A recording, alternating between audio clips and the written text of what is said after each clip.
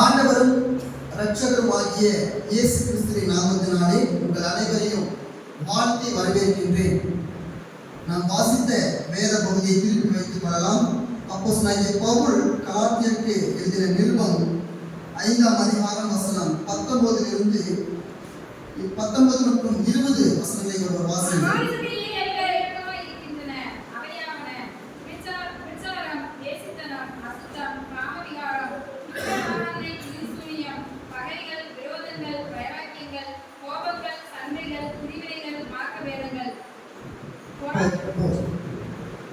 கவனிங்க, நம்ம ஒவ்வொரு நாளும் ஆராதனையும் போது நம்ம கலாத்திய நிருபத்திலிருந்து செய்திகள் தியானிச்சுட்டு வரோம்.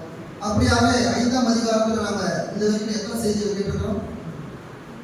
3 செய்திகள் நம்ம கேட்டிருக்கிறோம். 1 - 15 உள்ள வசனங்கள்ல நம்ம அடிமைத்தனத்தின் பிள்ளைகளாக அழைக்கப்படல, சுயாதனத்தின் பிள்ளைகளாக நாம் இருக்கிறோம். தேவன் நம்மை சுதந்திரமல்ல ஜனக்கூட்டமாய் தெரிந்து கொண்டார். அதற்கான அடையாளங்களாக நம்முடைய வாழ்க்கையில் தேவன் ஏராளமானதை எடுத்து வைத்திருக்கிறார் என்று சொல்லி நாம் சுயாதனத்தின் பிள்ளைகள் என்று சொல்லி 1 - 15 உள்ள வசனங்களை நாம் தியானிச்சோம். அடுத்தது 16 - 18 உள்ள வசனங்களை நாம் பார்க்கும் பொழுது நாம ஆவிக்கேற்றபடி நடந்து கொள்ள வேண்டும்.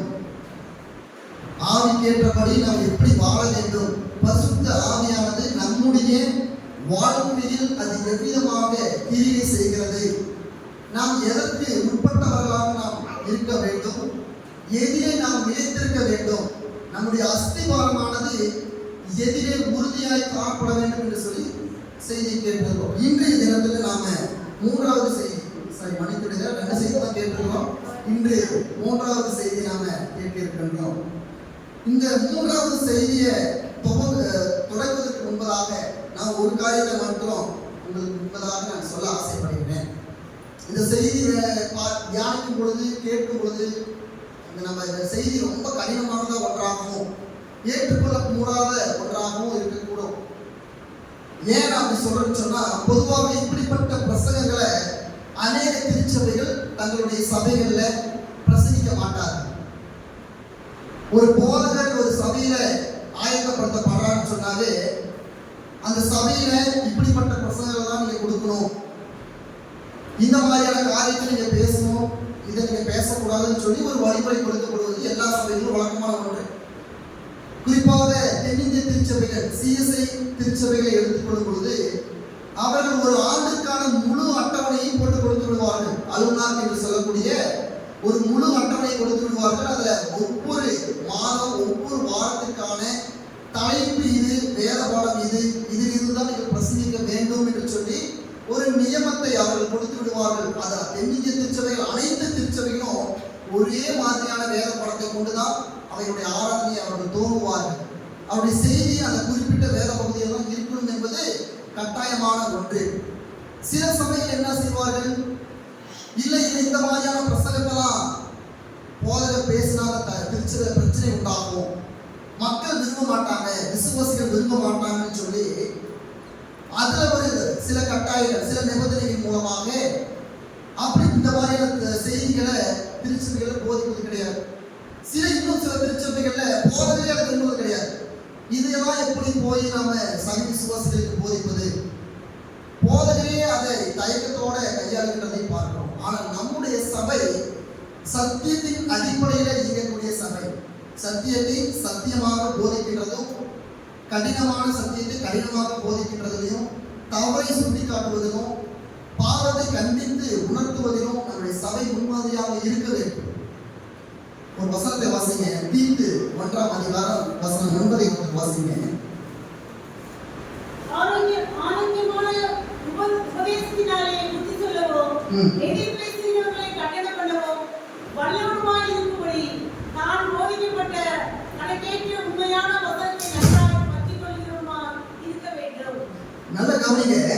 ஆரோக்கியமான உபதேசத்தினாலே புத்தி சொல்லவும், எதிர் பேசுகிறவர்களை கண்டனம் பண்ணவும் வல்லவருமாய் இருக்கும்படி தான் போதிக்கப்பட்டதற்கு ஏற்ற உண்மையான வசனத்தை நன்றாய் பற்றிக் கொள்ள வேண்டும். அப்போ நம்முடைய சபையில நாம் பேசுகின்ற தேவ செய்தி சத்தியத்தின் அடிப்படையில் இருக்கக்கூடிய வேதத்தை வேத என்ன வார்த்தையை நம்ம வெளிப்படுத்திக்கிறோம். அதில் கூட்டமும் குறைக்கும் தங்களுடைய சுய காரியங்களையும் சுய எண்ணங்களையும் சுய கருத்தையும் புகுத்தி நாம பிரசங்கிப்பது கிடையாது. சில சபைகள் ஆசீர்வாதமான உபதேசங்களை மாத்திரமே கேட்டு பழகி கொண்டிருப்பார்கள். நீ போனோம், எங்க சபைக்கு போயிருந்தோம், பாஸ்டர் ரொம்ப அருமையான செய்தி கொடுத்தாரு, என் குடும்பத்துக்கு அது ரொம்ப ஆசீர்வாதமா இருந்தது, என் பிள்ளைகளுக்கு அது ரொம்ப ஆசீர்வாதமா இருந்தது, என்னுடைய மனைவிக்கு ரொம்ப ஆசீர்வாதமா இருந்தது, என்னுடைய கணவருக்கு ரொம்ப ஆசீர்வாதமா இருந்தது என்று சொல்லி நம்ம அநேகர் சொல்லி கேட்டிருப்போம். ஆனா நன்கு புரிந்து கொள்ளுங்க, ஆசீர்வாதமான பிரசங்கத்தை விட ஆரோக்கியமான பிரசங்கம் மிகவும் அவசியமானது.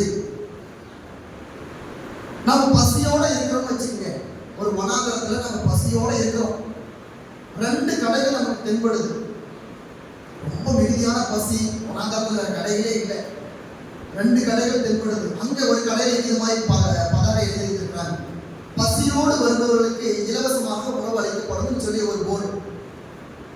இன்னொரு கடையில் என்ன போர்டு வச்சிருக்காங்கன்னு சொன்னா, இங்கு எங்கும் காண முடியாத சுவையான, ரொம்ப நாட்டுக்கு ரொம்ப சுவையான அருமையான உணவுகள் விற்கப்படும் போட்டிருக்காங்க. நீங்க அந்த இடத்துல இருந்தா எதை தேர்ந்தெடுப்பீங்க? இலவசமா கொடுக்கின்ற உணவை தான் நம்ம நாடி போவோம். அதுதான் எது நமக்கு தேவையோ அதை தான் நம்ம நாடி போவோம். சுவையாக இருக்குதுங்கிறதுக்காக நாம் என்ன செய்யக்கூடாது? அந்த ஹோட்டலை நம்ம தேர்ந்தெடுக்கக்கூடாது. பசியோடு இருக்கிறோம், நமக்கு ஆகாரம் தான் முக்கியம். எனவே இங்க போனா என்னுடைய இருதயத்துக்கு ஏற்றவாறு தான் பிரசங்கிக்கிறார். இங்க போனா பாஸ்டர் எப்ப பாரு என்னையே தான் சுத்தி காட்டி பிரசங்கம் பண்றாரு, எங்களுடைய குடும்பத்தையே தான் குத்தி காட்டி பிரசங்கம் பண்றாரு, அதனால நான் சபைக்கு போறதில்லை. உண்மையாகவே எந்த போதகர்களும் தாக்கி பேசுவது கிடையாது. ஒருவருடைய பிரசங்கம் ஒருவருக்கு இருதயத்தில் குத்தப்படுதுன்னு சொன்னா தேவன் அவருடைய இருதயத்தில் கிரியை செய்கிறார். நன்கு புரிந்து கொள்ளணும். இல்ல விசுவாசிகளை தாக்கி பேசுவதனால போதகர்களுக்கு எக்ஸ்ட்ரா சம்பளம் கொடுக்கிறது கிடையாது.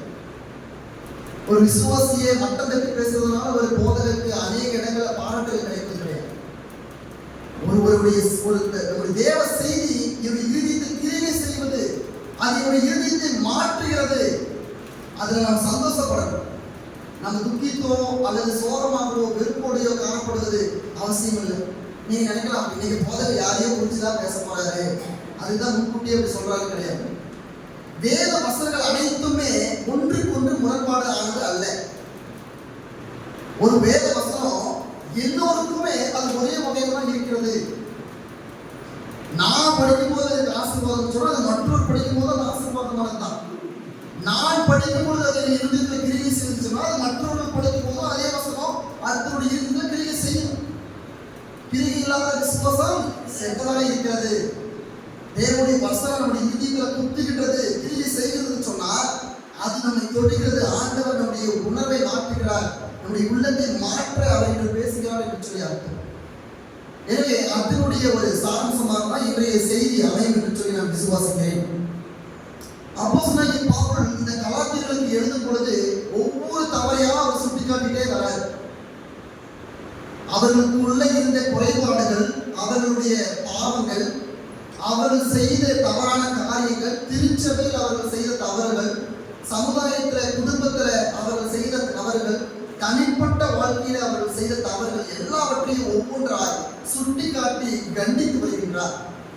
முதல்ல பார்க்கும் பொழுது ஐக்கியத்தில் பிளவுபட்டவர்களாக இருந்தாங்க. அதற்கு முன்பதாக கள்ள போதத்தினால முழுமைய அடிமைகளாக இருந்தாங்க. தவறான தீர்க்க தரிசனத்தை பெற்றுக்கொண்டவர்களாக இருந்தாங்க. தவறான போதனைக்கு அடிமைகளாக இருந்தாங்க. அப்படிப்பட்டவர்களை பவுல் சத்தியத்திற்கு நேராக திருப்பும்படிதான் இந்த கடிதத்தை எழுதுறார். நேற்றைய கடந்த வாரத்தில் ஒரு திருச்சபையினுடைய ஆண்டு விழாவினுடைய அழைப்புதல் எங்களுடைய ஓமலூர் போதகர் ஐக்கியத்தில் வெளியிடப்பட்டது. அந்த போதகர் அந்த ஐக்கியத்தில் அந்த போஸ்டர், அந்த அழைப்புதலில் பார்க்கும் பொழுது இந்த மாதிரி ஒரு தேவ செய்தியாளர் பெங்களூர் தேசத்திலிருந்து வராரு, பெங்களூர் மாவட்டத்திலிருந்து வராரு, அருமையான உபதேசிக்கக்கூடியவர் எல்லாம் எழுதிட்டு அந்த போதகருடைய கீழே 56 நபர்களை உயிரோடு எழுப்பினவர் என்று சொல்லி அவர்களுக்கு அடையாளப்படுத்தப்பட்டிருந்தது. அதை பார்க்கும்போது மிகுந்த ஒரு வேடிக்கையான ஒன்றாய் காணப்பட்டது. எப்படி 56 பேரை உயிரோடு எழுப்பிருக்க முடியுங்கிற மாதிரியான ஒரு சந்தேகம். ஒருவேளை அவர் எழுப்பினதெல்லாம் உண்மையாகவே இருந்திருந்தா ஏன் 56 பேர் மாத்திரம் உயிரோடு எழுப்புது? உயிரோடு எழுப்புகின்ற வரம் அவருக்கு இருந்துச்சு சொன்னா அவர் எல்லாருமே உயிரோடு எழுப்பலாமே. ஏன் 56 பேரை மட்டும் உயிரோடு எழுப்பினார் என்கிற சந்தேகம் நமக்கு எழுப்புது. அப்ப பாருங்க, உலகம் எப்படிப்பட்ட செய்திகளுக்குள்ளாக, எப்படிப்பட்ட ஊழியத்துக்குள்ளாக சபைகள் போய்கொண்டிருக்கிறது, விசுவாசிகள் போய்கொண்டிருக்கிறார்கள், சபையுடைய வளர்ச்சி எப்படியா இருக்கிறது என்பதை நீங்கள் யோசித்து பார்க்க வேண்டும். அதே போல அந்த கலாத்தியர்களும் தவறான உபதேசத்துல பிடிபட்டு இருந்தார்கள். பவுல் போதித்த சத்தியத்தை மறந்துவிட்டு தங்களுடைய இஷ்டத்துக்கு ஏற்றவாறு வாழ்ந்து கொண்டிருந்தார்கள். இரண்டாவது பிரச்சனையா என்ன இருந்தது? விருத்த சேதனம் கட்டாயம் கலாத்திய திருச்சபையில் இருக்கக்கூடிய அனைவரும் பெற்றுக்கொள்ள வேண்டும் என்கின்ற ஒரு நிபந்தனை இருந்தது. அதையும் பவுல் சுட்டிக்காட்டி கண்டித்தார். விருத்த சேதனம் ஒருவனை ரட்சிக்க முடியாது. விருத்த சேதனம் பண்ணுவது அவசியமற்றது. அவன் யூதனாய் இருப்பதை காட்டிலும் அவன் கிறிஸ்துவனுடைய சீடனாய் இருக்கணும், அவன் கிறிஸ்துவனுக்குரியவனாய் இருக்கணும் என்று சொல்லி கண்டித்தார். அதெல்லாம் பேதுருவுக்கும் பவுலுக்கும் வாக்குவாதம் நடந்தது என்று சொல்லி பார்ப்போம். மூன்றாவது பிரச்சனை, நியாயப்பிரமாணம் தான் முக்கியம், ரட்சிப்புக்கு நியாயப்பிரமாணம் தான் உதவி செய்யும், தேவனுடைய கிறிஸ்துவானவருக்கு நியாயப்பிரமாணத்துக்கு வித்தியாசம் இருக்குன்னு சொல்லி மூன்றாவது பிரச்சனை காணப்பட்டிருந்தது. அடுத்தது நான்காவது பார்த்தீங்கன்னா ஐக்கியத்தில் பிளவுபட்டவர்களாய் காணப்பட்டார். ஒருவருக்கு ஒருவர் ஐக்கியம் இல்லாமல் வாக்குவாதம் பண்ணுகின்றவர்களாகவும் சண்டை குணம் போடுகின்றவர்களாய் காணப்பட்டார்கள். நான்காவது, இப்போ பவுல் இந்த 5ஆம் அதிகாரத்துல பார்த்தீங்கன்னா ஒரு மிகப்பெரிய ஒரு பட்டியலையே அவர் கொடுக்கிறார். அவர் கொடுத்த அந்த வசனங்கள் 19-21 வசனங்கள்ல இருக்கக்கூடிய காரியங்கள் எல்லாம் மனிதனுடைய கிரியைகள், மனிதன் செய்யக்கூடிய பாவங்கள் என்று சொல்லி ஒரு மிகப்பெரிய பட்டியலை கொடுக்கின்றார். இந்த பட்டியலை நாம 4 விதமா பிரிக்கலாம். முதல் தொகுதி, 2ஆம் தொகுதி, 3ஆம் தொகுதி, 4ஆம் தொகுதி, 4 பிரிவுகளாக அதை பிரிக்க முடியும். அதுல முதல் தொகுதியில பார்த்தீங்கன்னு சொன்னா வசனம் 19ல இருக்கக்கூடிய காரியங்கள் என்னென்னலாம் அது எல்லாம் அது அடங்கும். விபச்சாரம், வேசித்தனம், அசுத்தம், காமவிகாரம், இது எல்லாம் இந்த முதல் தொகுதி பாவத்துல அடங்கக்கூடிய காரியங்கள். 2ஆவது தொகுதியில அடங்கக்கூடிய காரியங்கள் என்னென்னு பாருங்க. 20ஆவது வசனம், விக்கிர ஆராதனை, பில்லி சூனியம், பகைகள், விரோதங்கள், வைராக்கியங்கள், கோபங்கள், சண்டைகள் வந்து 3ஆவது தொகுதியில அடங்கும். கோபங்களும் சண்டைகளும் பிரிவினைகளும் இது 3ஆவது தொகுதியில அடங்கக்கூடியது. 4ஆவது தொகுதியில பொறாமைகள், கொலைகள், வெறிகள், களியாட்டுகள் முதலானவர்களே. அப்ப பாருங்க, பவுல் மனிதர் செய்யக்கூடிய பாவங்களை தொகுதி வாயாக பிரிக்கிறார். இன்றைய தினத்துல நாம கவனிக்கக்கூடிய செய்தி, இந்த முதல் தொகுதி பாவங்களாக பவுல் கலாத்தியர்களுக்கு சுட்டிக்காட்டின பாவத்தை குறித்து நாம் இன்றைய தியானிக்க போகின்றோம். இந்த செய்தியினுடைய தலைப்பு, நாங்கள் இதிலிருந்து பார்த்தீங்கன்னா 4 தொகுதிக்கு 4 விதமான பிரசங்கத்தை வருகின்ற நாட்களை கேட்க போகின்றோம். இந்த 4 செர்மனுக்குமே ஒரே தலைப்பு தான். என்ன தலைப்புன்னு சொன்னா, யார் ரட்சிக்கப்பட்டவர்கள், யார் உண்மையாக ரட்சிக்கப்பட்டவர்கள் என்பது அந்த 4 தொகுதி செர்மன்ஸுக்குமே. இது பின் வருகின்ற நாட்களில் நமக்கு தியானிக்க போகின்ற 4 செர்மன்களுக்கும் இந்த ஒரே தலைப்பு தான், யார் ரட்சிக்கப்பட்டவர்கள். இந்த கேள்வி நம்ம இருதயத்துல அநேக முறை நமக்கு எழுந்திருக்கும். ஒருவேளை எழுப்புறன்னு சொன்னா இதுக்கு வருகின்ற நாட்கள்ல அப்படிப்பட்ட கேள்வியை நாம நம்முடைய மனசாட்சி கேட்கும். உண்மையாகவே நான் ரட்சிக்கப்பட்டிருக்கிறேனா, இல்ல போலியாக நான் ரட்சிக்கப்பட்டவன் என்று சொல்லி இருக்கிறனா என்று சொல்லி ஒவ்வொரு நாளும் நாம நம்மை குறித்து, நம்மை நோக்கி நாமளே கேட்டுக்கொள்ளணும். பவுல் சொல்ற இந்த முதல் தொகுதி பாவங்கள், விபச்சாரம், வேசித்தனம், அசுத்தம், காமவிகாரம், இது எல்லாம் முதல் தொகுதி பாவங்களாக இருக்கின்றன. இவை எல்லாம் மனிதனுடைய இருதயத்திலிருந்து வெளிப்படையக்கூடிய காரியம். இது ஒன்றும் மனிதனுடைய இருதயத்துக்கு வெளியே இருந்தோ அல்லது மனிதனுடைய சரீரத்துக்கு வெளியே இருந்தோ வரக்கூடியது அல்ல. இது மனிதனுக்கு உள்ளே இருந்து வெளியே வரக்கூடிய ஒரு காரியமாக இருக்கிறது. வாசிங்க மார்க்கு 7ஆம் அதிகாரம் வசனம் 20 இருந்து 23 வசனங்கள். மனுஷனுக்குள்ளே இருந்து புறப்படுகிறதே மனுஷனை தீட்டுப்படுத்தும்.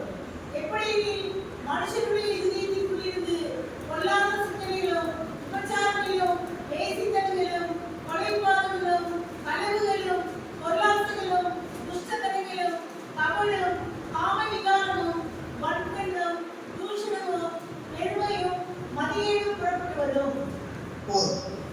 இங்க பாருங்க, மனுஷனுக்குள்ளே இருந்து புறப்படுகிறதே மனுஷனை தீட்டுப்படுத்தும். அப்ப நம்ம கீழ்கண்ட அந்த காரியங்கள் எங்கிருந்து புறப்படுகிறது? மனுஷனுடைய இருதயத்தில் இருந்து புறப்படுகிறது. அது மனுஷனுக்குள்ளாக இப்படிப்பட்ட பாவங்கள் ஒண்டி கொண்டிருக்கிறது. அதுதான் மனிதன் சமயத்துக்கு ஏற்றவாறு அதை வெளிப்படுத்துகிறான். அப்படிப்பட்ட நாம பூர்வ காலத்துல நாம் அப்படி இருந்திருக்கோம். ஆண்டவரை ஏற்றுக்கொள்ளாத நேரங்கள்ல, ஏற்றுக்கொள்ளாத காலங்கள்ல நாம் அப்படி இருந்திருக்கலாம். அதெல்லாம் ஒரு தவறு கிடையாது. ஏன்னா நம்ம ஆண்டவரை அறியாத இருந்தவர்களா இருந்தோம்.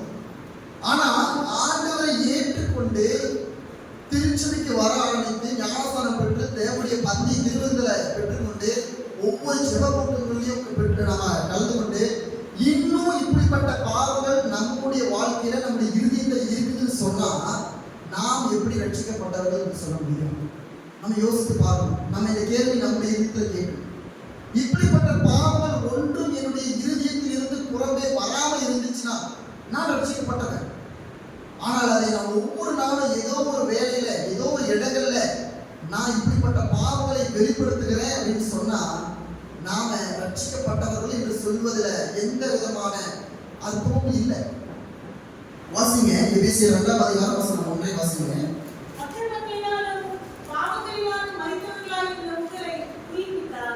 பாருங்க, அக்கிரமங்களினாலும் பாவங்களினாலும் இருந்த நம்மை கிறிஸ்துவினால் உயிர்ப்பித்தார். நாம கிறிஸ்துவை அறியாத இருந்த சமயத்துல நாம் இப்படிப்பட்ட பாவங்களை செய்தோம். நாம் இப்படிப்பட்டதான பாவத்துக்கு இணங்கி வாழ்ந்தோம். ஆனால் கிறிஸ்துவை அறிந்து கொண்டதற்கு பின்பு நாம உயிர்ப்பித்திருக்கிறார். கிறிஸ்து நம்மை அப்படிப்பட்ட அடிமைத்தனத்திலிருந்து நம்மை உயிர்ப்பித்திருக்கிறார்.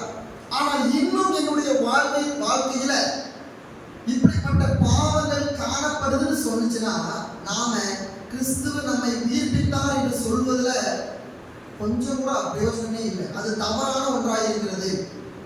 உதாரணத்துக்கு நம்முடைய பிள்ளைகள் தவறு செய்து, யாருக்கையாவது நம்முடைய பிள்ளைகள் தவறு செஞ்சான்னு சொன்னா மக்கள் என்ன சொல்லுவாங்க? என்ன பிள்ளையை வளர்த்திருக்க, நீ என்ன மகனை வளர்த்திருக்க, இப்படிப்பட்ட தவறை செஞ்சிருக்கா, இப்படிப்பட்ட தவறை செஞ்சிருக்கா, பிள்ளை வளர்க்க தெரியாதான்னு சொல்லி அந்த பேச்சு யாருக்கு போகும்? பெற்றோர்களுக்கு போகும். அந்த பொறுப்பு யாருடையது? பெற்றோர்களுடைய. பிள்ளைகள் செய்கின்ற தவறுக்கு பெற்றோர்கள் மீது அந்த கேள்வி எழுது. அப்போ நாம செய்கின்ற பாவம் தொடர்ந்து நாம் செய்து கொண்டே இருக்கணும்னு சொன்னா நாம நம்முடைய பரம பிதாவாகிய, நம்முடைய ஆவிக்குரிய தகப்பனாய் இருக்கக்கூடிய நம்முடைய பரம பிதாவாகிய கிறிஸ்துவை நாம் கிறிஸ்துவுக்கு அவர் பேரை கொண்டு கூப்பிட்டுக்கிறோம். கிறிஸ்தவர்கள் என்று சொல்லிக்கொண்டு நாம எல்லாவித பாவங்களையும் செஞ்சோம் அப்படின்னா நமக்கு ஒன்றும் பிரச்சனை இல்லை. நீ என்ன கிறிஸ்துவ, என்ன சர்ச்சைக்கு போற, என்ன நீ இயேசுவை ஏற்றுக்கொண்ட, இதுதான் உங்களுக்கு சபையில சொல்லிக் கொடுக்குறாங்களா, இதுதான் கிறிஸ்துவத்தை நீ கற்றுக்கொண்டியா, இதுதான் கிறிஸ்துவம் உனக்கு போதிக்குதா என்று சொல்லி கிறிஸ்துவையும் கிறிஸ்துவத்தையும் தவறாக நாம் கெட்ட பெயர்களை உண்டு பண்ணி கொண்டிருக்கிறோம். பெற்றோர்கள் சரியாக பிள்ளைகளை வளர்த்தார்கள் என்று சொன்னால் பிள்ளைகள் சரியான விதத்தில் இருப்பார்கள். கிறிஸ்துவனை நம்மை சரியாக இயக்கிக் கொண்டிருக்கிறார். ஆனால் நாம தான் வழிமாறி திரிந்து கொண்டிருக்கிறோம்.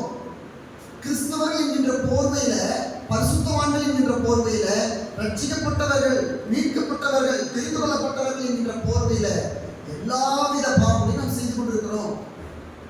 எனவே இது நமக்கு அவப்பெயர் கிடையாது, அது கிறிஸ்துவுக்கு அவப்பெயர்.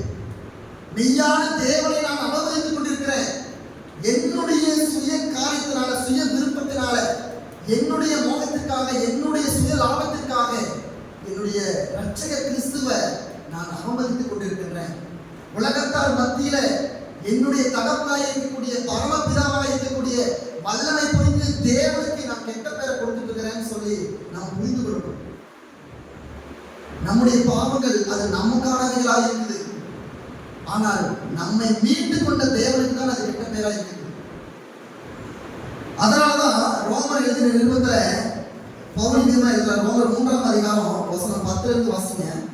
அந்தபடியே நீதிமான் ஒருவனாயும் இல்லை, உணர்வுள்ளவன் இல்லை, தேவனை தேடுகிறவன் இல்லை, எல்லாரும் வழி தப்பி ஏகமாய் கெட்டுப் போனார்கள், நன்மை செய்கிறவன் இல்லை, ஒருவனாயும் இல்லை. அவர்கள் தொண்டை திறக்கப்பட்ட பிரேத குழி தங்கள் நாவுகளால் வஞ்சனை செய்கிறார்கள். அவர்களுடைய உதடுகளின் கீழே பாம்பின் விஷம் இருக்கிறது. அவர்கள் வாய் சபிப்பினாலும் கசப்பினாலும் எழுந்திருக்கிறது. அவர்கள் கால்கள் ரத்தம் சிந்துகிறதற்கு தீவிக்கிறது. நாசமும் நிர்பந்தமும் அவர்கள் வழிகளில் இருக்கிறது. சமாதான வழியை அவர்கள் அறியாதிருக்கிறார்கள். அவர்கள் கண்களுக்கு முன்பாக தெய்வ பயம் இல்லை என்று எழுதியிருக்கிறது. இங்க பாருங்க, நாமளும் இப்படிதான் இருந்தோம் ஒரு காலத்துல. நீதிமான் ஒருவனும் இல்லை பவுல் எழுதுறார். ஒருவனுமே இந்த பூமியில நீதிமான் கிடையாது. எல்லோரும் பாவம் செய்து தேவ மகிமை அற்றவர்களானார்கள். இந்த உலகம் பாவத்தினால சூழப்பட்டுள்ள உலகம். ஒரு குழந்தை பிறக்கும் பொழுது அது பாவத்தினுடைய ஒரு சுபாவத்தில் பிறக்கப்படுகிறது. அந்த குழந்தைக்குள்ளாக பாவம் இருக்கிறது. அப்போ நாம் பாவத்திலே பிறந்து பாவத்திலே மறித்து கொண்டிருக்கின்றோம். அதனாலதான் நம்முடைய வாழ்க்கை இப்படி மோசமாக கொண்டிருக்கிறது. ஆனால் இப்படி இருந்த நம்ம, பாவத்துல பிறந்த நம்ம, பாவத்தோட வாழ்ந்த நம்மை கிறிஸ்துவானவர் என்ன செய்யறாரு சொன்னா, அவருடைய ரத்தத்தினாலும் அவருடைய மகிமையினால நம்மை கழுவி அருள்கிறார். அவர் நம்மை மீண்டுக் கொள்கின்றார். அவர் நம்மை தெரிந்து கொண்டிருக்கிறார். அவர் நம்மை அழைத்திருக்கிறார். அதனால நம்ம அவருடைய ரத்தத்தினாலும் அவருடைய கிருபையினாலும் கழுவப்பட்டிருக்கிறோம். பாவத்தினால பிறந்தவைதான். ஆனாலும் இந்த பாவ சேற்ற கிறிஸ்துவானவர் அவருடைய ரத்தத்தினாலே கழுவி இருக்கின்றார். ஆனால் நாம என்ன செய்கிறோம்? கழுவி கொண்டோம், நம்மளுடைய பாவத்தை போக்கி கொண்டுட்டோம்னு சொல்லி, நான் கிறிஸ்துவனால ரட்சிக்கப்பட்டுட்டேன், நான் கிறிஸ்துவனால என்னுடைய எல்லா வித பாவத்தையும் நான் கழுவி எழுதிட்டேன், இப்ப நான் பரிசுத்தமானவன்னு சொல்லி இன்னும் அந்த பாவ சேற்றின் மீது பரிசுத்தங்கிற பொய்யான ஒரு போர்வையை போர்த்திக் கொண்டு நான் பரிசுத்தவான், நான் நீதிமான், நான் ரட்சிக்கப்பட்டவன், நான் கிறிஸ்துவன் என்று சொல்லி தவறாக வாழ்ந்து கொண்டிருக்கிறோம். உண்மையாக கழுவி அருளுதல், உண்மையாக பாவக்கரையிலிருந்து விடுபடுவது என்பது அந்த சேற்றிலிருந்து நம்ம விடுபடணும். அந்த பாவத்தின் மீது ஒரு நல்ல ஒரு போர்வையோ அல்லது நல்ல ஒரு உடையையோ உடுத்தி கொண்டு நான் நல்லா தான் இருக்கிறேன், என் மேல எந்த ஒரு கரையும் இல்லைன்னு சொல்லக்கூடாது. இங்க அநேகர் நம்ம அப்படிதான் இருக்கிறோம். பாவத்திலிருந்து விடுபடாம, பாவத்திலிருந்து மனம் திரும்பாம, வேற சில காரியங்களை எல்லாம் நமக்கு மேல போட்டுக்கொண்டு நாம இப்படி இருக்கிறோம் அப்படி இருக்கிறோம். நம்ம எதையோ நம்ம பாவத்தை மறைக்க நம்ம வஸ்திரங்களை தேடிக்கொண்டிருக்கிறோம். அந்த வஸ்திரங்கள் என்னென்னு சொல்லி நம்ம பார்த்தோம்னு சொன்னா, அது நம்முடைய சமுதாயத்தில் இருக்கிற நம்முடைய அந்தஸ்துகள், நம்முடைய சமுதாயத்தில் இருக்கிற நம்முடைய தாழ்ந்துகள், கல்வி, நம் குடியிருக்கின்ற அந்தஸ்து, எல்லா விதத்தையும் வைத்து நாம் பரிசுத்தமானோம். நாம் செய்கின்ற சில நல்ல காரியங்களை கொண்டு நாம் நம்ம உடையாக நம்ம மாற்றிக்கொண்டிருக்கிறோம். உண்மையான பாவத்திலிருந்து விடுபடுவது அது கிடையாது. பிரியமானவர்களே, கிறிஸ்து நம்மை அப்படியாக மீட்டுக் கொள்ளல.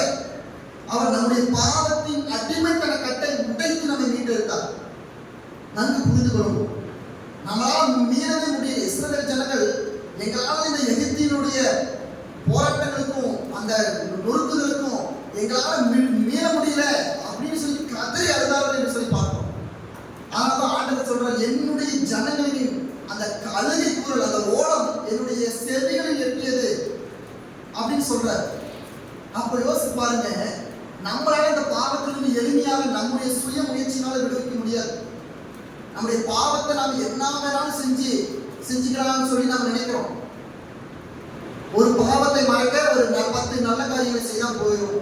மற்ற மதத்தினோடு இதுதான் விரும்புறாங்க.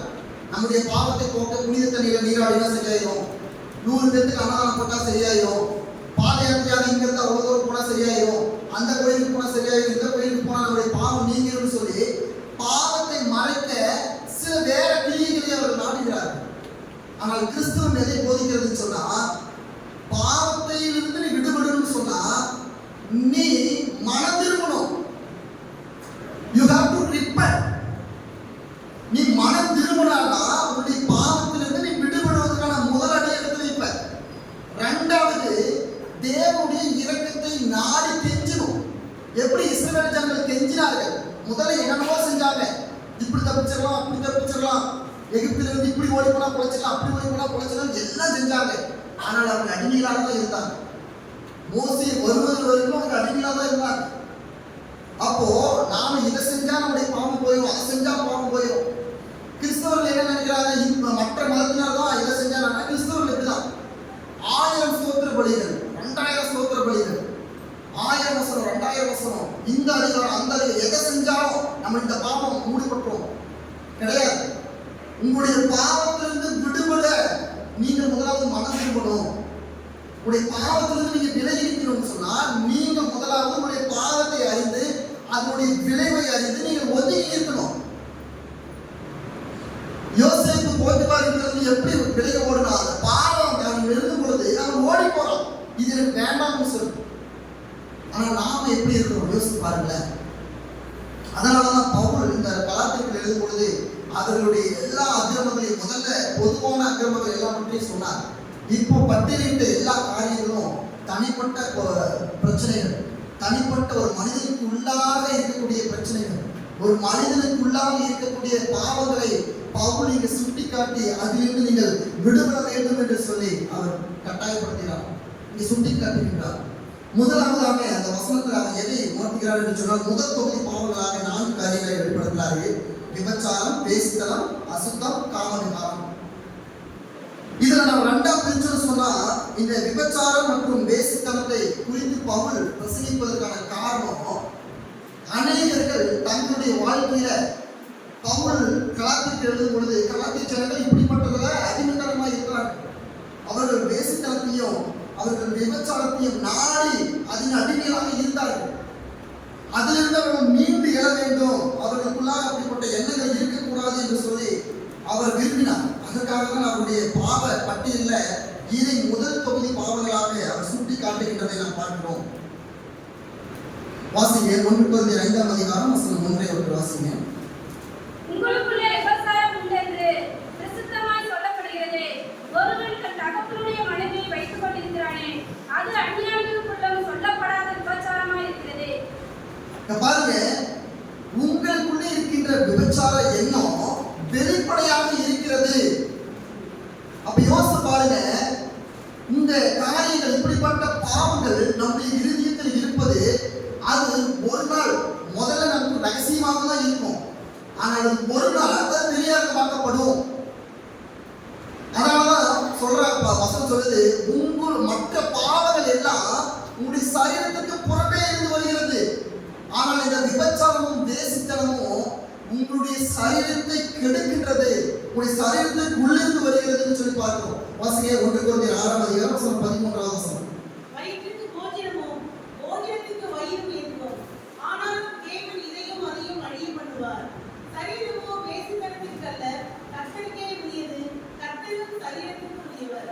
பாருங்க, உங்களுடைய சரீரம் உங்களுடைய உடம்பு உங்களுக்கானது அல்ல, அது ஆண்டவருக்கானது, அது கர்த்தருக்கானது. அப்போ உங்களுடைய சரீரத்தை நீங்கள் கெடுக்கிறீர்கள் என்று சொன்னால் ஆண்டவர் உங்களை கெடுத்து விடுவார். உங்களுடைய சரீரத்தை நீங்கள் பாராட்டுகிறீர்கள் என்று சொன்னால் நீங்கள் தேவனுக்கு வெறுப்புகளை உண்டு பண்ணி கொண்டிருக்கீங்க. இது என் உடம்பு, நான் என்ன வேணாலும் செய்வேன், இது என் சரீரம், நான் என்ன வேணாலும் செய்ய முடியும், நான் எப்படி வேணாலும் இருக்க முடியும், கிடையாது. இது உங்களுக்கானது அல்ல, இது தேவனுடைய சரீரம். அதுதான் வசனம் சொல்லுது, இது கர்த்தருக்கே உரியது, கர்த்தரும் சரீரத்துக்கு உரியவர். நல்லா புரிந்து கொள்ளுங்க, நீங்கள் உங்கள் சரீரத்திற்கு ஏற்படுத்துகின்ற கேடு அது தேவனுக்கு உண்டு பண்ணுகின்ற எரிச்சல் என்று நினைத்துக் கொள்ளுங்கள். உங்களுடைய சரீரத்தில் நீங்கள் புகைப்பிடிக்கிறீங்க அல்லது மதுபான அறிவிக்கிறீங்க, நீங்க என்ன விதமான பாவம் செய்யறீங்க, உங்க சரீரத்துக்கு கெடுக்கின்ற அளவுக்கு நீங்கள் பாவம் செய்யறீங்கன்னு சொன்னா அது உங்க சரீரத்துக்கு மாத்திரம் கேடு அல்ல, அது தேவனுக்கு எரிச்சலையும் வெறுப்பையும் உண்டு பண்ணுகிறது. நீங்கள் தேவனுடைய முகத்தில் நீங்க புகையிடுற மாதிரி சமாதி. அதனால தயவு செய்து நம்முடைய சரீரத்தை கெடுக்கக்கூடிய பாவங்களை விட்டு நாம முதலாவது விலகி ஓட வேண்டும். அதே 1 Corinthians 6ஆம் அதிகாரம் 18ஆம் வசனம். வேசித்தனத்திற்கு விலகி ஓடுங்கள். மனுஷன் செய்கிற எந்த பாவமும் சரீரத்துக்கு புறமாய் இருக்கும். வேசித்தனம் செய்கிறவனோ தன் சுய சரீரத்திற்கு விரோதமாய் பாவம் செய்கிறான். இங்க பாருங்க, வேசித்தனத்திற்கு விலகி ஓடுங்கள். மனுஷன் செய்கிற எந்த பாவமும் சரீரத்திற்கு புறம்பே இருக்கிறது, ஆனால் அந்த வேசித்தனமும் விபச்சார காரியங்களும் தன்னுடைய சரீரத்தில் உள்ளிருந்து தன் சுய சரீரத்தையே விரோதமாக பாவம் செய்ய வைக்கிறது. அப்போ நல்லா பாருங்க, எவ்வளவு கொடுமையான பாவம் என்பதை நாம் உணர்ந்து கொள்ள வேண்டும். அதனாலதான் பவுல் தன்னுடைய பட்டியலில் இந்த முதல் இடத்துல அவர் வைத்திருப்பதற்கான காரணம், ஒருவன் தன்னுடைய சரீரத்தை கெடுக்கிறான், தன் சரீரத்தை தவறான வழியில பிரயோஜனப்படுத்துறான்னு சொன்னா அது எவ்வளவு கேடு உள்ளது. நன்கு புரிந்து கொள்ளுங்க. ஏன் நம்ம இன்றைய தினத்தில் இப்படிப்பட்ட ஒரு செய்தி கேட்கிறோம்னு சொன்னா, உலகத்திலேயே கிறிஸ்துவ மதம் மட்டும்தான் இந்த பால் உணர்வை குறித்தும் அதை எப்படி சரியா கையாள வேண்டும், எப்படி நாம சரியான வழியில் நடக்கணுங்கிறத உலகத்திலே எந்த மத நூல்களையும் கிடையாது. நம்முடைய வேதாந்தத்தில் மாத்திரம்தான் இருக்கு. ஒரு உண்மையான ஒரு ஆண் எப்படி நடக்க வேண்டும், ஒரு பெண் எப்படி நடக்க வேண்டும், எப்படிப்பட்ட காரியங்களை வைத்திருக்க வேண்டும், ஒரு மனைவி தன்னுடைய புருஷனுக்கு எப்படி கீழ்ப்படிய வேண்டும், ஒரு புருஷன் தன் மனைவிக்கு எப்படி தன்னுடைய காரியங்களை செய்ய வேண்டும், பிள்ளைகள் பெற்றோர்களுக்கு எப்படி கீழ்ப்படிய வேண்டும், ஒரு எஜமான் ஒரு வேலையாளர் எப்படி ட்ரீட் பண்ணணும், ஒரு வேலையாளர் ஒரு எஜமானை எப்படி பார்க்கணும், எல்லாவற்றையும் மிக தெளிவாக எடுத்திருக்கின்ற ஒரே ஒரு வேதாகம் நம்முடைய பரிசுத்த வேதாகம் தான். அதனாலதான் நம்ம இன்றைய தினத்தில் இப்படிப்பட்ட ஒரு செய்தி நாம கேட்டுக்கொண்டிருக்கின்றோம். வாசிங்க 1 அதிகாரம் 2 வாசிங்க. ஆகிலும் வேசித்தனம் இல்லாதபடிக்கு அவனவன் தன் சொந்த மனைவியையும் அவனவன் தன் சொந்த புருஷனையும் உடையவனாய் இருக்க வேண்டும். இங்க பாருங்க, ஆகிலும் வேசித்தனம் இராதபடிக்கு அவனவன் தன் சொந்த மனைவியையும் அவனவன் தன் சொந்த புருஷனையும் உடையவர்களாய் இருக்க வேண்டும். நாம எப்படிப்பட்ட உலகத்துல வாழ்ந்துட்டு எப்படிப்பட்ட தேசத்துல வாழ்ந்து கொண்டிருக்குன்னு சொன்னா, இந்த வசனத்திற்கு நேர் எதிரான சட்டம் நம்முடைய இந்தியாவில் இருக்கு. இந்த வசனத்திற்கு எதிரான சட்டங்கள் இருக்கின்றது. ஒரு மனைவி அல்லது ஒரு கணவன் வேற மனைவி வேற ஒரு பெண்ணோட அவன் வாழ ஆசைப்பட்டானா அவன் வாழலாம், அவன் மனைவி விட்டு போகலாம், லீகலான சட்டம் இருக்குது. அப்ப யோசிச்சு பாருங்க, நம்ம எப்படிப்பட்ட ஒரு கடுமையான ஒரு பாவமான ஒரு கடைசி காலத்தில் ஏற்படக்கூடிய நெருக்கடியான ஒரு வாழ்க்கையை நாம் வாழ்ந்து கொண்டிருக்கிறோம். ஆனால் வேத வசனம் எதை உணர்த்துகிறது? மனைவியாளர்கள் தன்னுடைய புருஷனுடையவர்களாக இருக்க வேண்டும், புருஷனானவர்கள் தன்னுடைய மனைவியை மட்டும் நினைத்திருக்க வேண்டும். இந்த அநேகர்கள் எப்படி இருக்கிறார்கள் யோசித்து பாருங்கள். மனைவிக்கு தெரியாமல் கணவன் செய்கின்ற பாவங்கள், கணவனுக்கு தெரியாமல் மனைவி செய்கின்ற பாவங்கள், இவர்கள் செய்கின்ற பாவங்கள் இவர்களுக்கு மாத்திரம் அது விளைவை கொண்டு வருவது கிடையாது. நல்லா புரிந்து கொள்ளுங்க. தான் மனைவியும் கணவன் செய்கின்ற பாவங்கள் தன்னுடைய இஷ்டத்துக்கு செய்கின்றவர்கள் அவர்களுடைய பிள்ளையின் எதிர்காலத்தை அவர்கள் கெடுத்துக் கொண்டிருக்கிறார்கள். மனைவி தன் கணவனை விட்டு இன்னொரு மனிதரோடு இன்னொரு ஆணோடு அவர்கள் சென்று விட்டுட்டா, கணவனும் அதே போல சென்றுட்டா, இவர்களுக்கு இடையே இருக்கக்கூடிய அவருடைய பிள்ளைகளுடைய வாழ்க்கை கேள்விக்குறியா இருக்கிறது. நீங்க போய் பாருங்க, எத்தனையோ விதமான அனாதை ஆசிரமங்கள்ல போய் பாருங்க, ஏகப்பட்ட குழந்தைகளுடைய அந்த தாய் பாசத்துக்கு ஏகக்கூடிய குழந்தைகளுடைய பின்னணி இதுவாக இருக்குது. அம்மா விட்டு போயிட்டாங்க, கணவன் விட்டு போயிட்டாங்க. பெத்தேலில் இருக்கக்கூடிய அந்த விடுதி குறித்து அனைவருக்கும் தெரியும். நாங்கள் ஒரு நாள் ஊழியத்துக்காக, இது நடந்த சம்பவம் 2017ஆம் ஆண்டுல நாங்கள் ஊழியத்துக்காக ஞாயிற்றுக்கிழமையில 6 மணிக்கெல்லாம் ஊழியத்துக்கு சென்றோம். 5 மணிக்கு பார்த்தீங்கன்னு சொன்னா ஒரு குழந்தை ஒரு கேரி பேக்ல, ஒரு வெள்ளை கேரி பேக்ல உடை கூட இல்லாம அந்த பெத்தில் அந்த அனாதை ஆசிரமத்தினுடைய மையத்துல அந்த இதுல விட்டுட்டு போயிட்டாங்க. யார் விட்டு போனா யாருடைய குழந்தை இது, எங்கிருந்து வந்தது, எந்த ஊர்ல வந்ததுன்னு தெரியல. பார்ப்பதற்கு ரொம்ப பரிதாபமான நிலைமை. எத்தனையோ அப்படிப்பட்ட குழந்தைகளே பெத்தில் நிறுவனமானது எடுத்து வளர்த்தவர்களை ஒரு ஆளாக்கி இருக்கிறது. யோசித்து பாருங்க, தவறான காரியங்கள், தவறான விபச்சாரத்தின் வேசித்தனத்தின் மூலமாக மனிதன் தன்னுடைய சரீரத்தை கெடுப்பது மாத்திரம் அல்லாமல் தன்னுடையதை கெடுத்துக் கொண்டிருக்கின்றான். ஒரு மனைவி செய்கின்ற பாவம், ஒரு கணவன் செய்கின்ற பாவம் அவளை மாத்திரமும் அதை கெடுப்பது கிடையாது. அவர்களுக்கு பிறந்த அந்த ஒன்றும் அறியாத அந்த குழந்தைகளுடைய வாழ்க்கையை கெடுக்கின்றதா இருக்கிறது. அதனாலதான் பவுல் இதை பார்த்தீங்கன்னா கலாத்தியர்களுக்கு எழுதுவதற்கான நோக்கம், கலாத்திய மக்கள் தேசத்துல இப்படிப்பட்ட பிரச்சனை மிகுதியாக காணப்பட்டது. அதனாலதான் இந்த பாவத்தை அவர் சுட்டிக்காட்ட மிகவும் பிரயாசப்பட்டார். வாசிங்க, அதே போல எபேசியர் 5ஆம் அதிகாரம் வசனம் 1 வாசிங்க.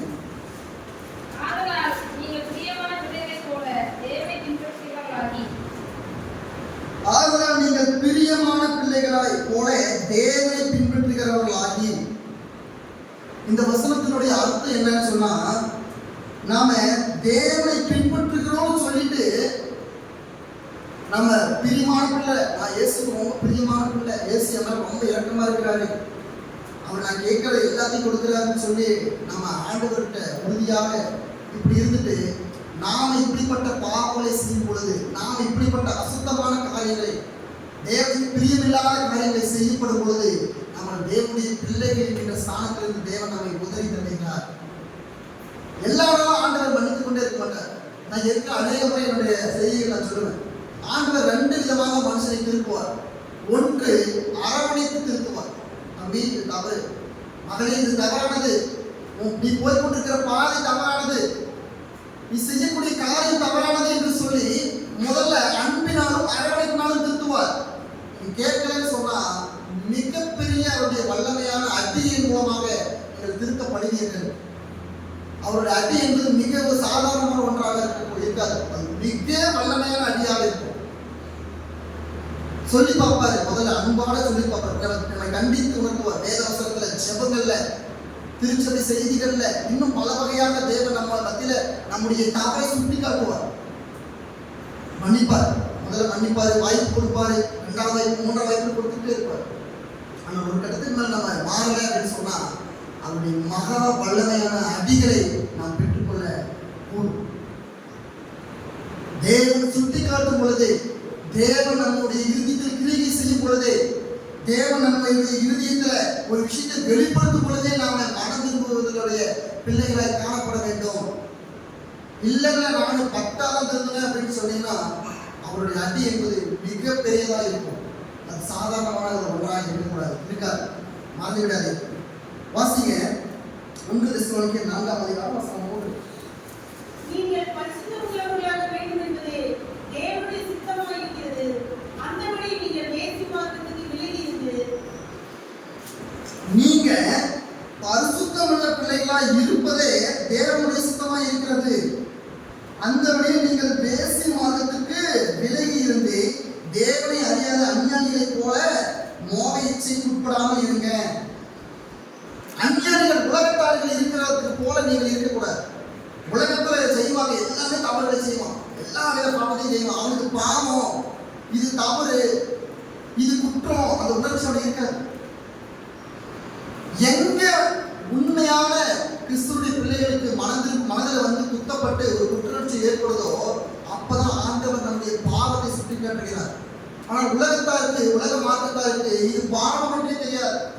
அவர்களுக்கு வழிமுறையும் கிடையாது, விதிமுறையும் கிடையாது. அவர்கள் இஷ்டமானதை செய்யலாம், யாரும் அவர்களை கேட்பது கிடையாது. ஆனால் நீங்களும் நாம் அப்படிப்பட்டவர்கள் அல்ல. நம் உலகத்திற்கு வெளிச்சமாக இருக்கக்கூடிய ஜனக்கூட்டம், விசேஷித்தமானவர்கள். நம்மை உலகத்தில் இருக்கக்கூடிய 10ஓடு 11ஆக ஆண்டவர் நம்மை தெரிந்து கொள்ளல. ஆண்டவர் நம்மை விசேஷித்த ஜனக்கூட்டமாய் தெரிந்து கொண்டிருக்கின்றார். அவருடைய படைப்புல நாம தனி மனிதர்களாய் தெரிந்து கொண்டிருக்கிறோம். நாம சாதாரண மனிதர்கள் போல இல்லை, விசேஷித்த மனிதர்களாக இருக்கணும். ஆனா நாமளும் இல்லை நாங்க இப்படி இருக்க விரும்பல, நாம அவர்களை போல இருக்க விரும்புறோம் அப்படின்னு சொன்னீங்கன்னு சொன்னா ஆண்டவர் சரிப்பா நீ போய் இரு, நீ அவர்களை போல இருன்னு நம்மளை விட மாட்டேன். நான் ஏற்கனவே சொன்னேன், நம்மளை விட நம்முடைய ஆண்டவர் பிடிவாதம் முடியல. நான் போறேன் அப்படின்னு சொன்னா விடுவார் கிடையாது. இல்லை நீ விசேஷித்தமானவன், நீ உலகத்துக்கு வெளிச்சத்தை கொடுக்கின்றவன், நீ வெளிச்சத்துல பல பேரை நடத்துகின்றவன், நீ அவர்களை போல இருளடைந்து கிடைக்கக்கூடாதுன்னு சொல்லி நம்மை அவர் இழுத்து கொண்டு போகின்றவர்.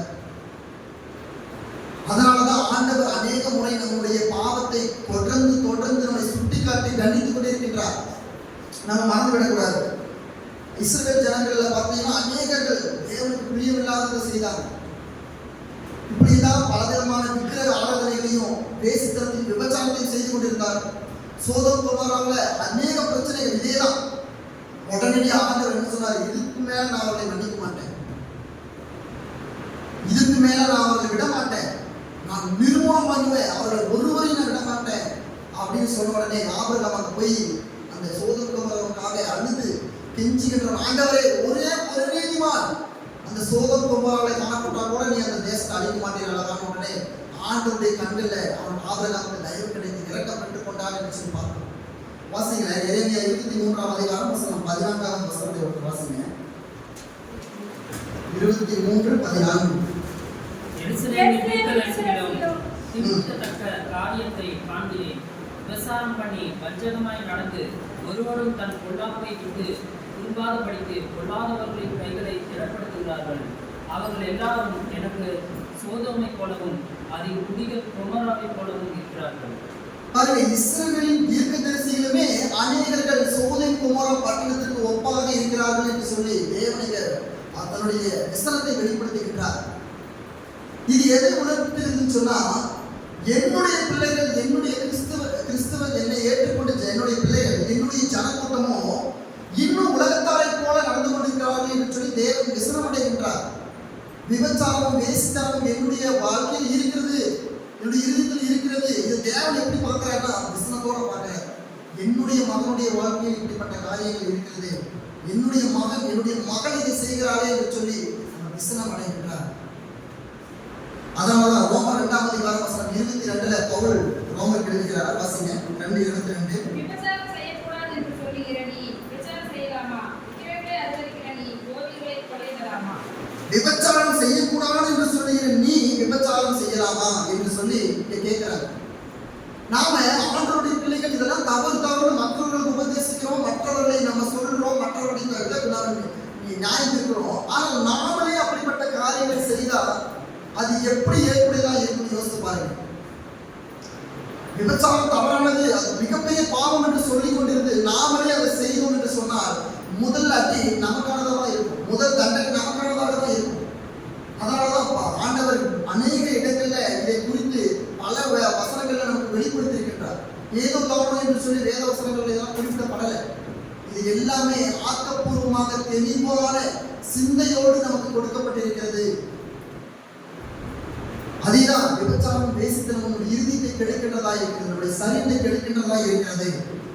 அதிலிருந்து நாம் மீண்டு இட வேண்டும். இது எல்லாம் உலகத்துல எந்த கல்லூரியிலோ எந்த பள்ளிக்கூடத்திலும் எல்லாம் சொல்லித்தர மாட்டாங்க. ஆனால் நம்முடைய கிறிஸ்தவர்களுக்கு தேவன் அவருடைய பரிசுத்த வேத எழுத்துக்களின் மூலமாக பிரசங்கத்தின் மூலமாக நாம் வெளிப்படுத்திக் கொண்டிருக்கின்றார். அடுத்த வாசிங்க காத்தியர்ல 20வது வசனம். சரி 19வது வசனம். மாம்சத்தின் கிரியைகள் வெளியரங்கமாய் இருக்கின்றன, அவையாவன விபச்சாரம், வேசித்தனம், அசுத்தம், காமவிகாரம். இது பார்த்தீங்கன்னா விபச்சாரத்தையும் வேசித்தனத்தையும் குறித்து நாம் பார்த்தோம். அடுத்ததாக இருக்கக்கூடிய முதல் தொகுதி பாவத்தில் இருக்கக்கூடியவைகள் அசுத்தம் மற்றும் காமவிகாரம். இந்த ரெண்டு காரியத்தையும் பவுல் இங்கே மீண்டுமாக ஒரே தொகுதியில் அழைப்பதற்கான காரணம், இதுல இந்த முதல் ரெண்டு பாவங்களும் வெளியரங்கமாக இருக்கிறது. ஆனால் இந்த அசுத்தம் மற்றும் காம விகாரம் எப்படிப்பட்டதா இருக்குதுன்னு சொன்னா, அது உள்ளுக்குள்ள இருக்கிறது, ஆனால் வெளியே அதை காட்டிக் கொள்வது கிடையாது. உள்ளுக்குள்ள என்னுடைய இருதயம் மிக மோசமானதா இருக்கிறது, ஆனால் வெளியே நான் நல்ல பரிசுத்தமான, நான் சபைக்கு நல்லா போகின்றவன், நான் ஊழியக்காரன், நான் தீர்க்கதரிசி, நான் அந்த வரையுடைய அந்நிய பாஷை பேசுகின்றவன், அக்னியால் அபிஷேகம் பண்ணப்பட்டவன், அப்படிப்பட்டவன் இப்படிப்பட்டவன், என் இருதயம் மிக மோசமானதா இருக்கிறது. ஆனால் வெளியரங்கமாக எப்படி நாம ஒரு வேடத்தை அணிந்து கொண்டிருக்கின்றோம். அதனாலதான் ஆண்டவராய் இயேசு கிறிஸ்து சொல்றாரு, நீங்கள் வெள்ளையடிக்கப்பட்ட கல்லறைகளுக்கு ஒப்பா இருக்கிறீர்கள். நீங்கள் பெரிய உயரமா ரொம்ப பிரமாதமா கட்டப்பட்ட ஒரு கல்லறையை போல, ரொம்ப அழகாக பூக்களை சூடுகின்ற ஒரு கல்லறை போல இருக்கலாம். ஆனால் உங்களுடைய இருள வெறும் நாட்டம் அடிக்கின்ற எலும்புகளையும் சதைகளையும் உடையவர்களா இருக்கிறீங்க. வாசிங்க மத்தேயு 23ஆம் அதிகாரம் 27 மற்றும் 28 வாசிங்க. மாயக்காரராகிய வேதபாரகரே, பரிசேயரே, உங்களுக்கு ஐயோ! வெள்ளையடிக்கப்பட்ட கல்லறைகளுக்கு ஒப்பாயிருக்கிறீர்கள். அவைகள் புறமே அலங்காரமாய் காணப்படும், உள்ளேயோ மரித்தவர்கள் எலும்புகளினாலும் சகல அசுத்தத்தினாலும் நிறைந்திருக்கும். அந்தபடியே நீங்களும் மனுஷருக்கு நீதிமான்கள் என்று புறமே காணப்படுகிறீர்கள், உள்ளத்திலோ மாயத்தினாலும் அக்கிரமத்தினாலும் நிறைந்திருக்கிறீர்கள். மாயக்காரராகிய வேதபாரகரே, பரிசேயரே, உங்களுக்கு ஐயோ!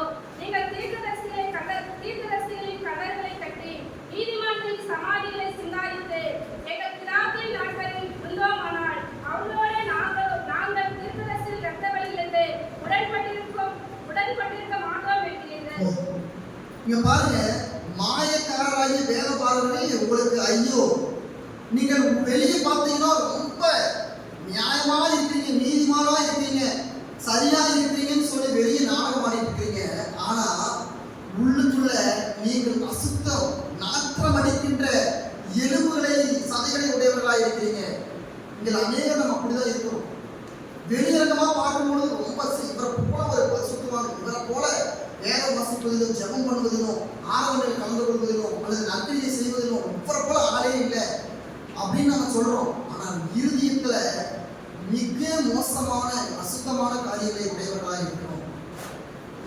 வெளியே நம்ம வெள்ளை ட்ரெஸ் போடுறதுனால நம்ம பசுப்போம் என்று அர்த்தம் கிடையாது. நம்முடைய ட்ரெஸ், நம்முடைய உடை நம்ம யார் என்பதை வெளிப்படுத்தாது. பாரம்பரிய உடைகள் அணிபவர்களும் நல்லவர்கள், வெஸ்டர்ன் ட்ரெஸ் அணிபவர்கள் கெட்டவர்கள் என்று சொல்லக்கூடிய எப்படி ஏற்படுகிறதா இருக்கும் சொல்லுங்க. வாசிங்க ஒரு காரியம் 1 தீமோத்தேயு 2ஆம் அதிகாரம் வசனம் 8 வாசிங்க.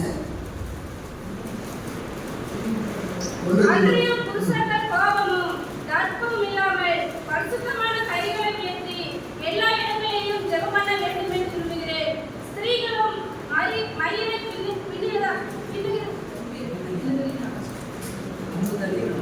பின்னுதலினாவது பொன்னினாவது முத்துக்களினாவது விலையேறப்பட்ட வஸ்திரத்தினாலாவது தங்களை அலங்கரியாமல் தகுதியான வஸ்திரத்தினாலும் ஞானத்தினாலும் தெளிந்த புத்தியினாலும் தேவ பக்தி உள்ளவர்கள் என்று சொல்லிக் கொள்கிற ஸ்திரீகளுக்கு ஏற்றபடியே நற்கிரியினாலும் தங்களை அலங்கரிக்க வேண்டும்.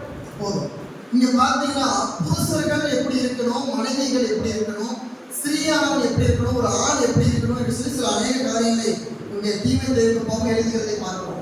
இதுல ஸ்திரீயானவளை குறித்து பார்க்கும் பொழுது அவர் சபைக்கோ அல்லது வெளி காரியங்களுக்கு ஈடுபடும் பொழுது அவள் தன்னை எப்படி அலங்கரித்துக் கொள்ள வேண்டும், மயிரை பின்னுதலினாவதோ அல்லது நல்ல வஸ்திரமான உடைகளை அணிவதனாலேயோ அவள் தன்னை அலங்கரித்துக் கொள்ளக்கூடாது, நற்கிரியை அலங்கரித்துக் கொள்வதனால்தான்.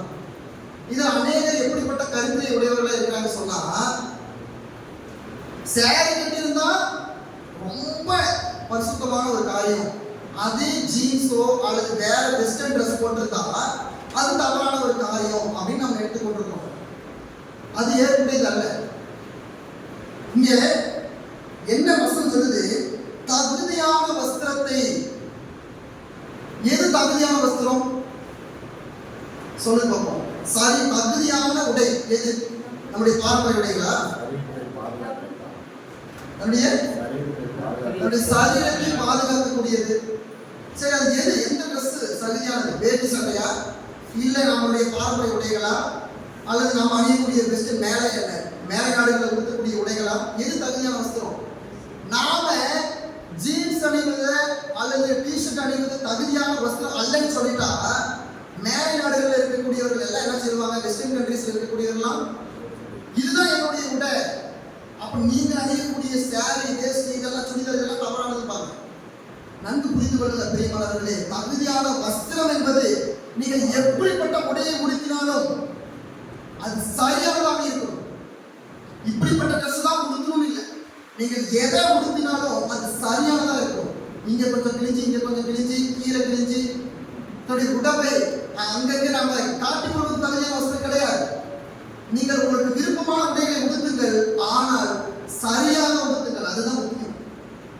நம்ம எல்லாருமே நம்முடைய பிள்ளைகளுக்கு நம்ம எப்படிப்பட்ட ஒரு சமுதாயத்துக்குள்ள இருக்கணும்னு சொன்னா, ஒரு ஆணாதிக்கத்துக்குள்ள சமுதாயத்தில் இருக்கணும். ஆண் பிள்ளைகளை எல்லாம் ஒரு மாதிரியும் பெண் பிள்ளைகளை எல்லாம் ஒரு மாதிரியும் நாம ட்ரீட் பண்ணிட்டு இருக்கோம். இப்படி ட்ரெஸ் பண்ணிட்டு போகாத, உனக்கு பிரச்சனை வரும், இப்படி பண்ணிட்டு போகாத, இந்த மாதிரி ட்ரெஸ் எல்லாம் அணியக்கூடாது. பிள்ளைக்கு நம்ம பெண் பிள்ளைகளுக்கு நாம் என்ன செய்யணும்? பெற்றோர்கள் நம்ம கண்டிப்பாக கடந்த நாட்களில் ஒரு 5 ஆண்டுகளுக்கு முன்பதாக கேரளா நீதிமன்றத்தில் ஒரு வழக்கு, ஒரு பெண்ணை கெடுத்து கொண்டுட்டாங்க. அந்த பெண்ணை பாலியல் ரீதியாக கெடுப்பதற்கு காரணம் அந்த பெண் உடுத்திருந்த ட்ரெஸ்ன்னு சொல்லி அந்த நீதிமன்ற வழக்கு சொல்லுது. அதை கேட்ட எல்லா பெண்களுடைய வழக்கறிஞர்கள் இன்னும் தேசத்தில் அநேக கொண்டிருக்காங்க. ஒரு பெண்ணுடைய உடையை வைத்துக் கொண்டு அந்த பெண்ணுடைய நடத்தையை தவறாக சொல்கின்ற உலகத்தில் நம்ம இருக்கணும். நம்ம பெண் பிள்ளைகளுக்கு சொல்லிக் கொடுக்கிறோம், இப்படி ட்ரெஸ் பண்ண, இப்படி பண்ண, அப்படி பண்ணு. ஆனா ஆண் பிள்ளைகளுக்கு நம்ம சொல்லிக் கொடுக்குறோமா? நீ ஒரு பெண்ணை எப்படி பார்க்கணும், ஒரு பெண்ணை என்ன கண்ணோட்டத்தில் பார்க்கணும், எப்படி ஒரு பெண்ணிடம் பேசணும், ஒரு பெண்ணை எப்படி பழகணும், சக தோழிகிட்ட, சக நண்பர்கிட்ட, சக நண்பர்களோட நீ எப்படி பழகணும், ஒரு சமுதாயத்தில் நீ ஒரு பெண்ணை எப்படி பார்க்கணும், நம்முடைய ஆண் பிள்ளைகளுக்கு நம்ம சொல்லிக் கொடுக்குறோமா? இல்லை. நம்முடைய பெண்களை, நம்முடைய சகோதரிமார்கள் என்ன செய்யும்? இங்க பாரு, இப்படி போற, வெளியே போற, இந்த மாதிரி ட்ரெஸ் பண்ணிட்டு போகாத, இப்படி போ, அப்படி போ. நம்முடைய பிள்ளைகளுக்கு நம்ம சரியான ஆண் பிள்ளைகளை உயர்வாகவும் பெண் பிள்ளைகளை தாழ்வாகவும் நம்ம ட்ரீட் பண்ணக்கூடாது. இருவரையும் சமமாக வழி நடத்தணும். ஆண்டவருடைய பார்வையில ஆண்களும் பெண்களும் சமமானவர்கள். ஒரு பெண் விபச்சாரம் செய்து விட்டால் என்று சொல்லி கையும் மெய்யுமாக பிடிபட்டுட்டாங்கன்னு சொல்லி இயேசு கிறிஸ்து சொல்றாங்க. இந்த பெண் என்ன செஞ்சுட்டா? தவறு செஞ்சுட்டா. விபச்சாரம் செய்வது என்று சொன்னால் ஒரு ஆணும் அதில் சம்மந்தப்பட்டிருக்கணும். ஆண்களை விட்டுட்டாங்க, அந்த பெண்ணை மட்டும் கூட்டிட்டு வராங்க. ஆண்டவர் பார்க்கிறாரு, எப்படிப்பட்ட தண்டனை கொடுக்கணும், எப்படிப்பட்ட தீர்ப்பு கொடுக்கணும். உடனே எவன் ஒருவன் தவறே செய்யோ அவன் இந்த பெண் மீது முதலாட்களை எரியட்டும் சொல்லும்போது அங்கிருந்து எப்படிப்பட்ட ஓடினாங்க? எல்லா வயதுடையவர்களும், சிறு வயதிலிருந்து பெரிய வயதுடைய எல்லாரும் ஓடி போனாங்க பார்க்கணும்.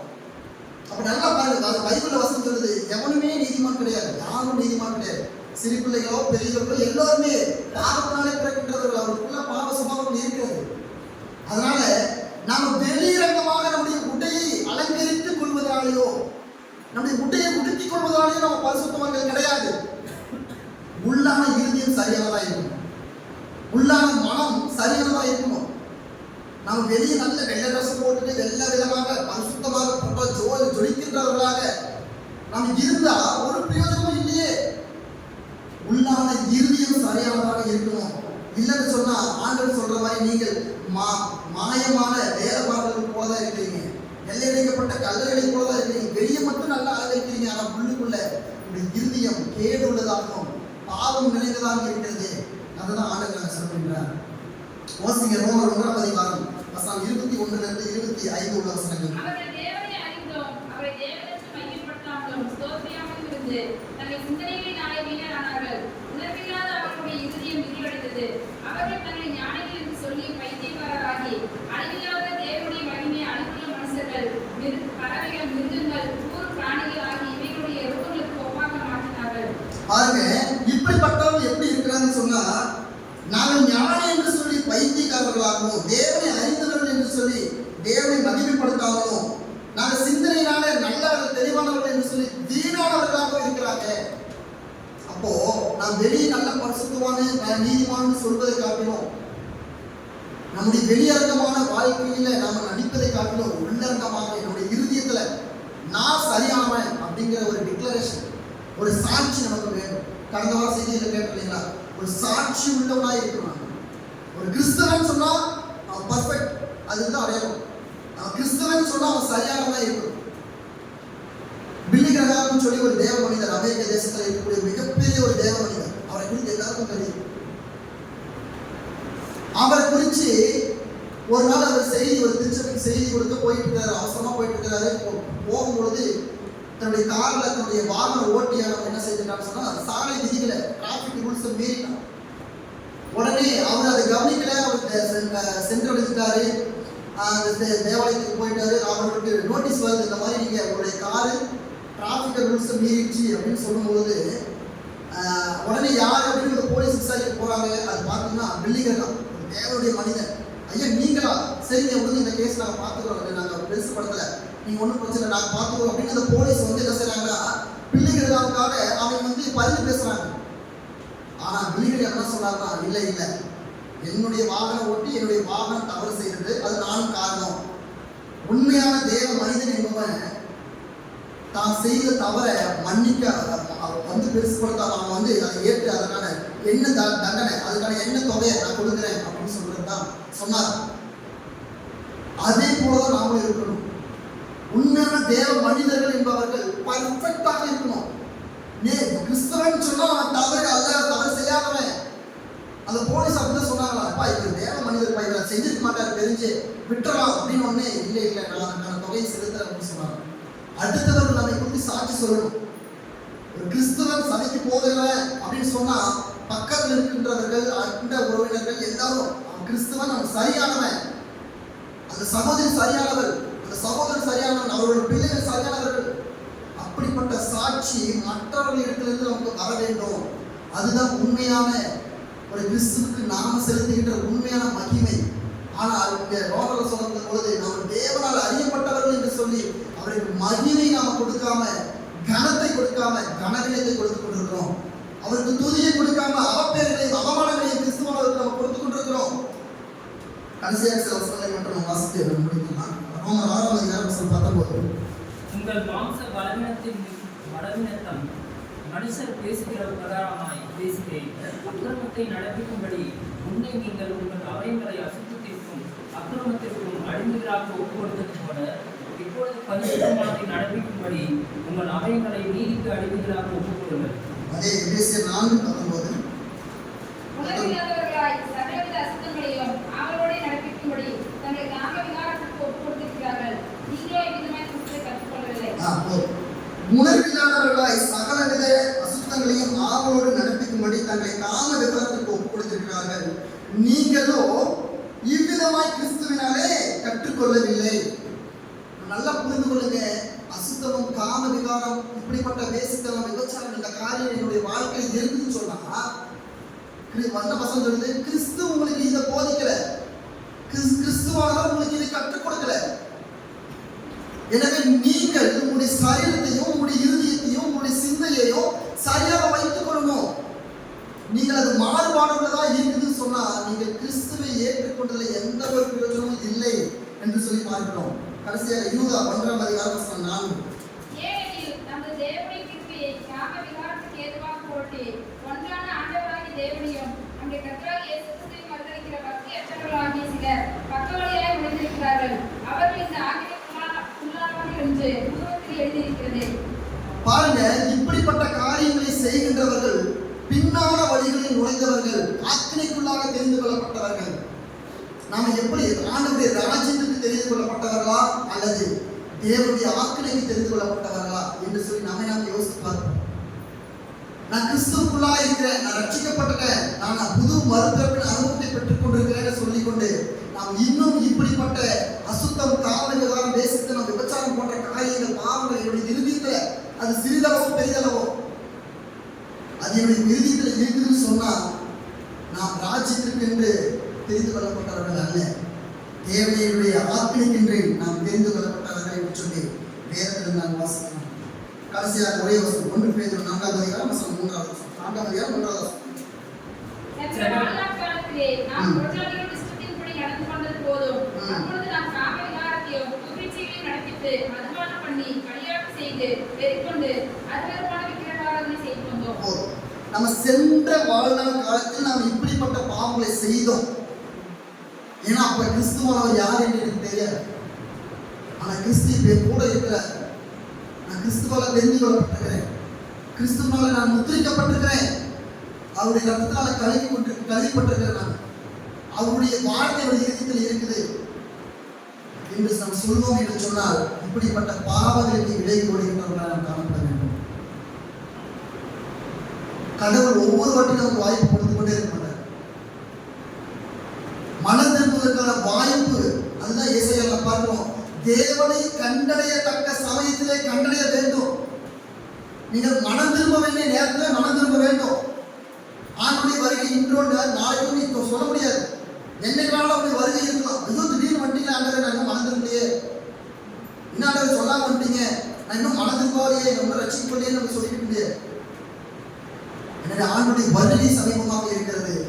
மனம் திரும்பி ஆண்டவருக்கு ஏற்றவாறு ரட்சிப்புக்கான உண்மையான அடையாளத்தையும் ஆண்டவருடைய பிள்ளைகள் என்கின்ற உண்மையான அனுபவத்தை பெற்றுக்கொண்டு நாம் வாழ்வோம். தேவன் தாமே இந்த வார்த்தையை ஆசீர்வதிப்பாராக. ஆமென்.